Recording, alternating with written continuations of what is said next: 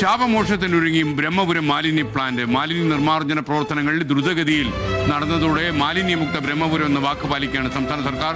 മാലിന്യം നീക്കിയ സ്ഥലത്ത് ക്രിക്കറ്റ് കളിച്ചാണ് മന്ത്രിയും മേയറും ഇത് ആഘോഷിച്ചത്. പ്ലാന്റിലെ 75% ബയോ മൈനിങ്ങും പൂർത്തിയായി എന്നാണ് നമുക്ക് ലഭിക്കുന്ന വിവരം.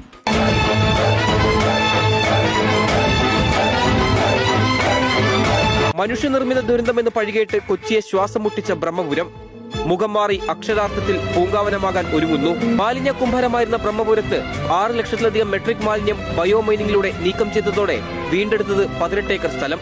വിഷപ്പുകയായി കത്തിയെടുത്ത് 2 വർഷത്തിനിപ്പുറം മന്ത്രി എം പി രാജേഷും മേയർ എം അനിൽകുമാറും ക്രിക്കറ്റ് കളിച്ചു. പൂന്തോട്ടവും വോളിബോൾ കോർട്ടും നിർമ്മിച്ചു കഴിഞ്ഞു. ഇങ്ങനെ വീണ്ടെടുത്തത് 18 ഏക്കർ സ്ഥലം. അവിടെ BPCLന്റെ ബയോ CBG പ്ലാന്റ് ഉയരുന്നു. തീർന്നില്ല, ഇവിടെ പൂന്തോട്ടവും വോളിബോൾ കോർട്ടും നിർമ്മിച്ചു കഴിഞ്ഞു. 75% ബയോമൈനിങ് പൂർത്തിയായി. 8,43,000